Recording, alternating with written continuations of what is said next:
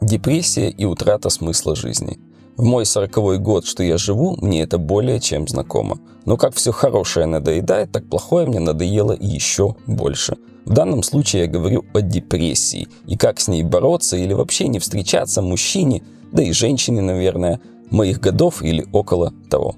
Так вот, для себя я определил, что чем проще инструмент или подход к преодолению и выходу из депрессии, тем лучше. В результате вышла простая формула, которой с вами и делюсь.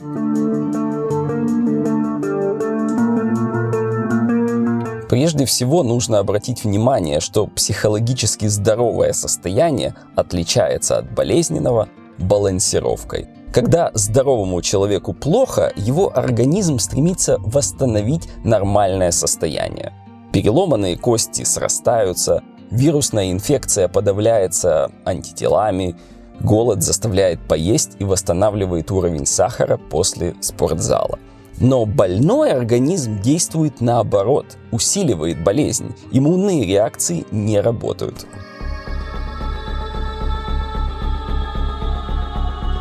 И получается, что мы зачастую фальшиво лечим депрессию сахаром. И как больные начинаем много кушать, потому что еда дает нам радость на гормональном уровне, которую мы из-за депрессии не можем ощутить иначе. Но углеводы не лечат депрессивное состояние. Они выступают как плохое обезболивающее, кратковременный эффект и привыкание. Далее лишние килограммы, которых становится все больше и которые все заметнее при рассматривании себя в зеркале. И как бонус, дополнительная причина усугубления депрессии, потому что ты становишься упитанным там, где это никому не надо.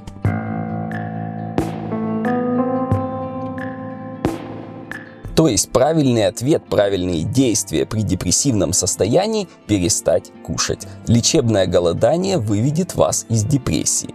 Если у вас проблемы с силой воли, то по меньшей мере откажитесь от простых углеводов в вашем ежедневном меню. Это несложно, это не какая-то особая диета. Такое себе частичное голодание, если на полное вы не готовы.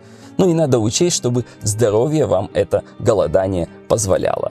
Но, так как большинство проблем со здоровьем у нас связано скорее с перееданием и неправильным питанием, то голодание возможно для 999 человек из 1000 как минимум.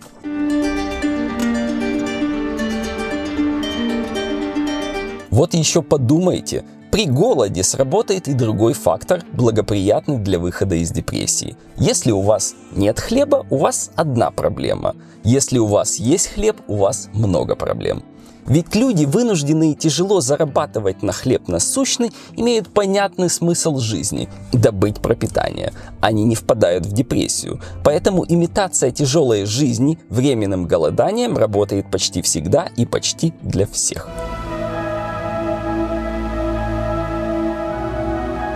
Кстати, задумывались, почему обычно возникает депрессия у современного, нормального, среднестатистического человека? Она возникает из-за утраты смысла жизни, а такой смысл дают социальные связи. Их хорошо имитирует ощущение вашей нужности другим людям, служение близким и не очень. Собираясь голодать, не выбрасывайте еду, а дайте ее тем, кто в ней нуждается. Возможно, в вашем кругу знакомств такие есть, или вы о таких знаете. Ну или в крайнем случае отдайте ее бездомным. Но не бросайте еду у мусорного контейнера, а подойдите к бездомному, отдайте и выслушайте слова благодарности.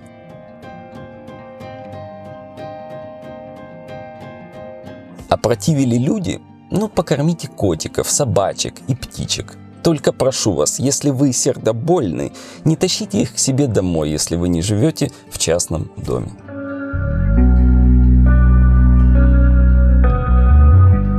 Также на фоне голодания начните больше работать физически.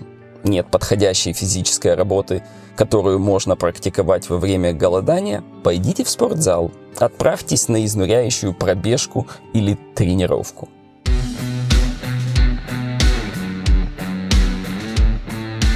То есть для выхода из депрессии с помощью голодания и искусственно повышенных физических нагрузок вы хотя бы на время перестанете быть современным человеком, который страдает от того, что у него есть все необходимое для нормальной или даже хорошей жизни.